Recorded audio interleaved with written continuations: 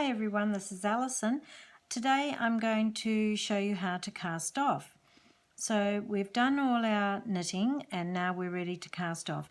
Don't always make sure that you cast off on the right side unless it specifies in your pattern to cast off on the wrong side. So here we go, and what we do first is we knit the first 2 stitches. You always must have 2 stitches on your right hand needle. We're going to place our left hand needle in the hole of your first stitch. We're going to take it up and over the second stitch we did.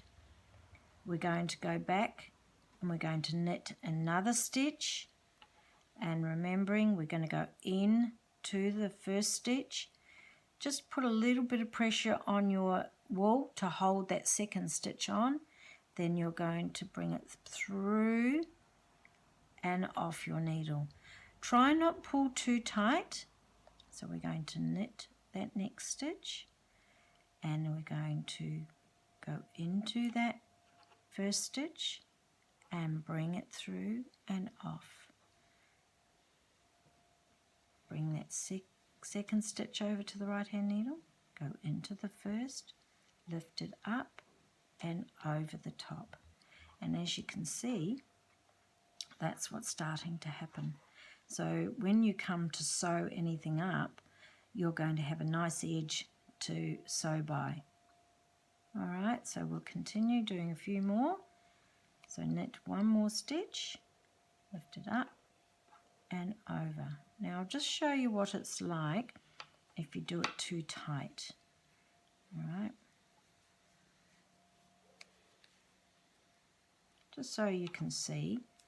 So if you're a tight knitter and you want to cast off, I would suggest that you go to a bigger needle to do your casting off.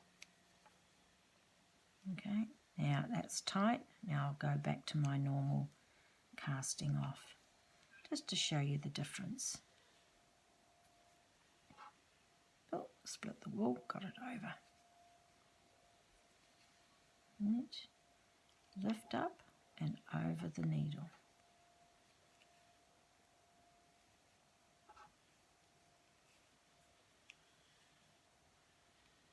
Up and over.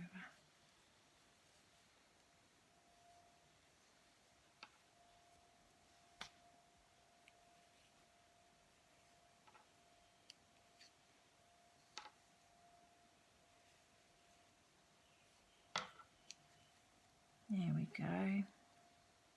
Last one. So when you get to that last one, you take it up and over, then just bring that wool through, take your needle out, and what you're going to do is cut a length a bit longer.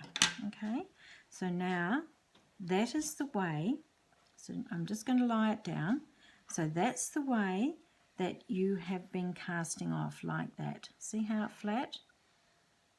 So what you're going to do is, with your wool coming through underneath the part you've cut, all you're going to do is bring that through the hole. Then you're just going to bring that. Now if you see what I'm doing very carefully, it's going to look like the rest of those stitches. Now as I get to there, I'm just going to hold it between my fingers and pull harder and push down on that.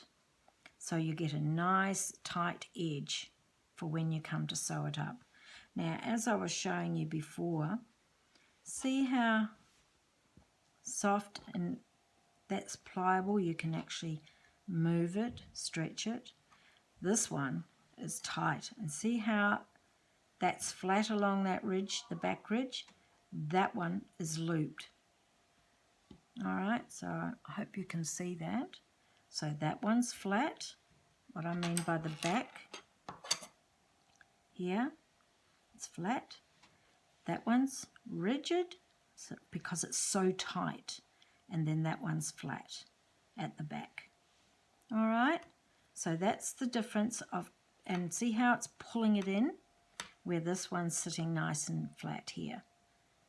All right, where this one's pulling it in at the center in those few stitches.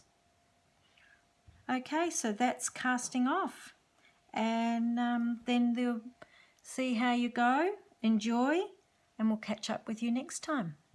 Bye.